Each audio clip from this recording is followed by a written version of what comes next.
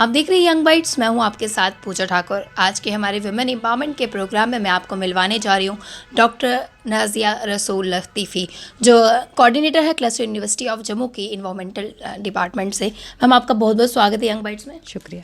Ma'am, आप एक environmentalist भी हैं और साथ में कोऑर्डिनेटर भी है क्लस्टर यूनिवर्सिटी में। क्या कहना चाहेंगे, आपका यहाँ तक का सफ़र किस तरह का रहा? बेसिकली आप कहाँ के रहने वाले हैं? जी, बेसिकली मैं डोडा डिस्ट्रिक्ट से बिलोंग करती हूँ। डोडा डिस्ट्रिक्ट से मैं एक गाँव है बाला, वहाँ से हूँ। But I must say I am born to incredible parents.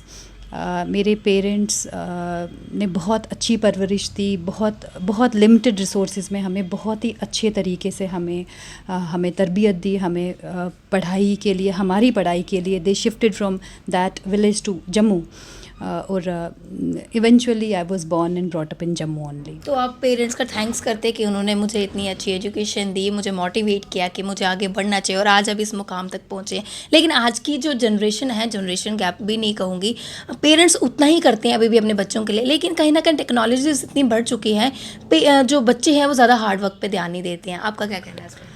मुझे लगता है टेक्नोलॉजी से ज़्यादा मैं कहूँगी कि हमारी मॉरल वैल्यूज़ कहीं ना कहीं बहुत पीछे रह गई हैं। आजकल हम सारे वो काउच पोटैटोज़ बन गए हैं। हमारे बच्चे, हर कोई अपने ही शेल में रहना चाहता है। वो हमारी फैमिली अब ऐसी हो गई है, हम एक तो हमारी जॉइंट फैमिली से न्यूक्लियर फैमिली पे हम आ गए हैं।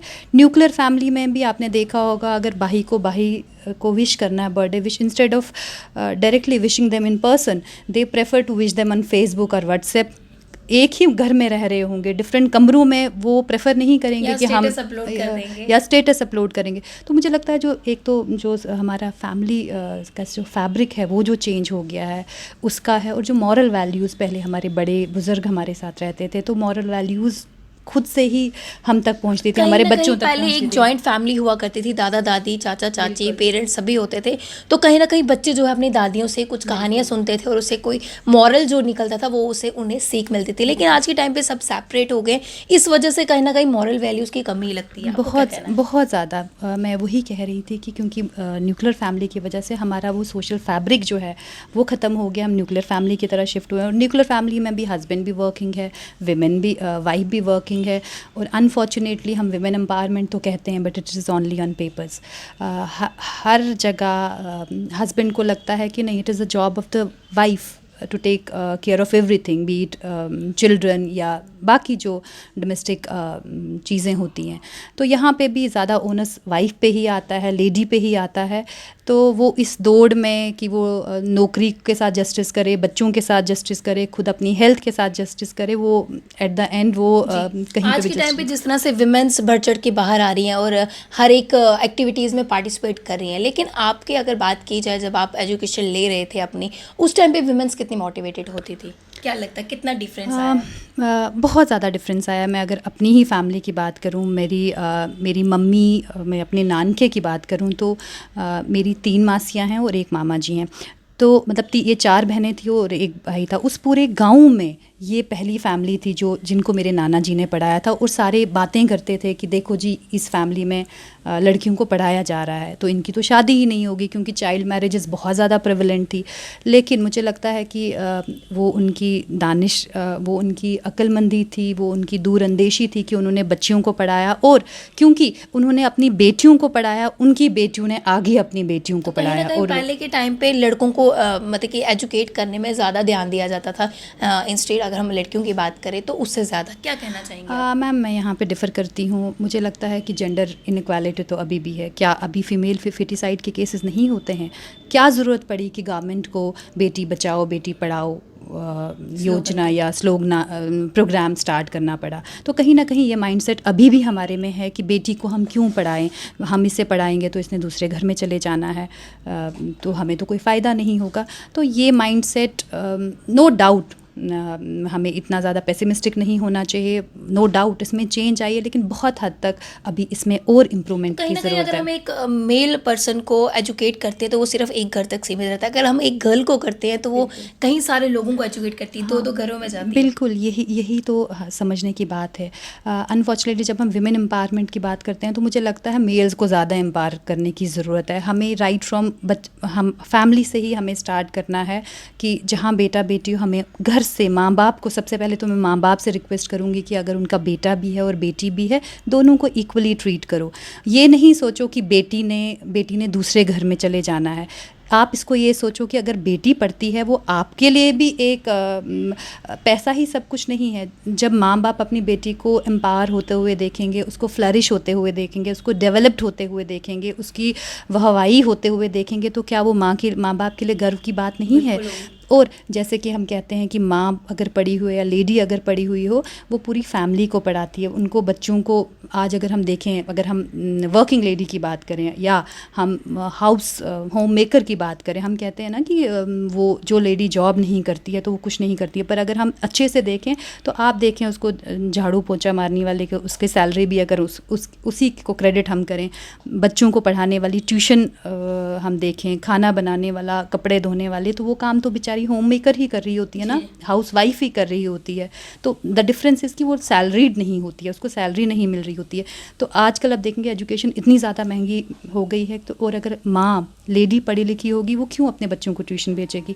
वो खुद अपने बच्चों को पढ़ाएगी। तो एक लेडी के पढ़ने से सिर्फ एक घर नहीं, एक परिवार नहीं, एक सोसाइटी नहीं, एक स्टेट नहीं, पूरा कंट्री का जो है। हम आज अब इस मुकाम तक पहुंचे हैं, क्या कहना चाहेंगे अपने, किस तरह से व्यूज़ शेयर करना चाहेंगे हमारे व्यूअर्स के साथ? कितना स्ट्रगल आपको करना पड़ा है? मैं तो ये कहूँगी कि I am very very lucky. शुक्र अल्लाह ताला का कि मैं हर हिसाब से बहुत किस्मत वाली रही। मुझे बहुत अच्छे माँ बाप मिले, मुझे बहुत अच्छे हस्बैंड मिला, बहुत अच्छे मेरे हस्बैंड बहुत ज़्यादा सपोर्टिंग हैं, इक्वली मेरे इन लॉज़ वाले बहुत ज़्यादा सपोर्टिंग हैं। तो मैं चाहूँगी कि हर लड़की की ऐसी ही किस्मत हो कि मेरे माँ बाप ने कभी ये फ़र्क नहीं किया कि ये बेटी है, इसको हम नहीं पढ़ाएंगे। They spent equal time, money for me what they did for their boys. Same was the case with my husband. मैंने जब मेरी शादी हुई तो I just was got admission in MPhil.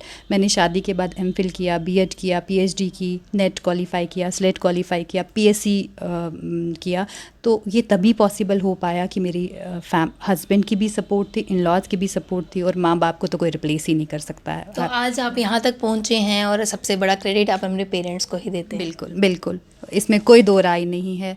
मैं जो कुछ भी हूँ अपने माँ बाप की ही वजह से हूँ, उन्हीं की दुआओं से, उन्हीं की मेहनत से, और नो डाउट मेरे हस्बैंड का भी इक्वल शेयर रहा इसमें। मैम, बीइंग अ इन्वायरमेंटलिस्ट, किस तरह से आप अपने जो भी आपके स्टूडेंट्स हैं उन्हें मोटिवेट करते हैं कि हमें अपना जो इन्वायरमेंट है उसे सेफ रखना चाहिए? क्या कुछ देखिए, सबसे पहले कोई भी चीज़ है, चाहे विमेन एम्पावरमेंट हो, विमेन के बारे में हो या एनवायरनमेंट के बारे में हो, मुझे लगता है फर्स्ट स्टेप जो है वो एजुकेशन है, अवेयरनेस है।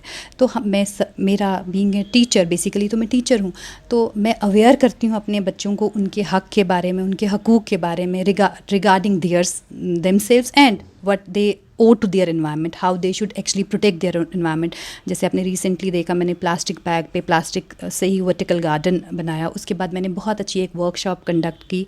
हमने केरला से एक NGO माता अमृत आनंद में से, वहाँ से हमने एक NGO वहाँ से यहाँ इनवाइट की, जिसमें हमने reusable sanitary pads which are biodegradable and which can be reused, उनको हमने यहाँ पे बच्चियों को उनसे इंट्रोड्यूस करवाया, और उस पर हम बहुत ज़्यादा अवेयर बच्चों को कर रहे हैं किस तरीके से बच्चियाँ अपने आप को बचा सकती हैं harmful effects of these sanitary pads which are disposable in nature, जो कि बहुत ज़्यादा प्लास्टिक से बने हैं, और अल्टीमेटली उनकी हेल्थ को भी नुकसान पहुँच रहा है। और यही प्लास्टिक वेस्ट जो है, ऑब्वियसली हर एक विमेन को, हर एक बच्ची को सैनिटरी पैड्स वगैरह यूज़ करने होते हैं।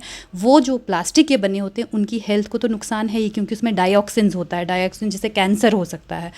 एक तो हेल्थ पे नुकसान है ही, और ultimately those are to be dispose of करते हैं, तो इसका मतलब हम प्लास्टिक को डिस्पोज ऑफ करते हैं, और प्लास्टिक जो है वो नॉन बायोडिग्रेडेबल इन नेचर है, तो उसको हम रिप्लेस करने की कोशिश कर रहे हैं रीयूजेबल सैनिटरी नैपकिन से, जो मैं आजकल ये प्रोजेक्ट मैंने स्टार्ट किया हुआ। काम आप प्लास्टिक पे भी कर रहे हैं और लोगों को भी टाइम टू टाइम अवेयर कर रहे हैं कि हमें अपने इन्वायरमेंट को किस तरह से सेव करना चाहिए।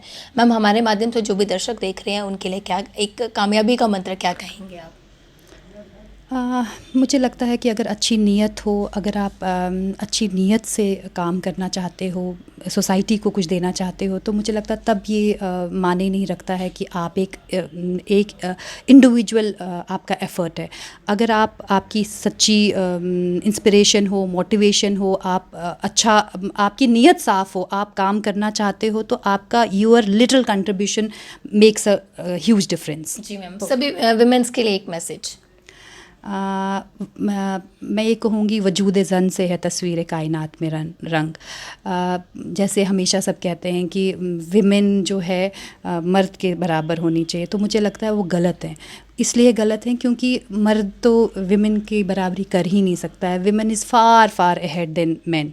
तो विमेन को चाहिए उसमें जितनी क्षमता है, जितनी उसमें ताकत है, जितनी उसमें पेशेंस है, वो मेल में हो ही नहीं सकता। उसमें इतनी कैपेबिलिटीज़ हैं। Try to make best use of your capabilities but God has bestowed upon you. Thank you so much ma'am हमारे साथ जुड़ने के लिए। Thank you. तो आज के हमारे विमेन एम्पावरमेंट के प्रोग्राम में हमारे साथ जुड़े थे डॉक्टर नाज़िया। काफ़ी अच्छी जानकारी इन्होंने, कुछ टिप्स भी इन्होंने दी और अपने जीवन शैली के बारे में भी इन्होंने हमसे जो बातें हैं साझा की, और विमेंस के लिए काफ़ी अच्छा मैसेज भी दिया। अगली अपडेट लेकर और अगले हफ्ते फिर नई शख्सियत से आपको रूबरू करवाऊंगी। तब तक के लिए आप देखते रहे यंग बाइट्स। वीडियो जर्नलिस्ट अभिषेक के साथ मैं पूजा ठाकुर, यंग बाइट्स जम्मू।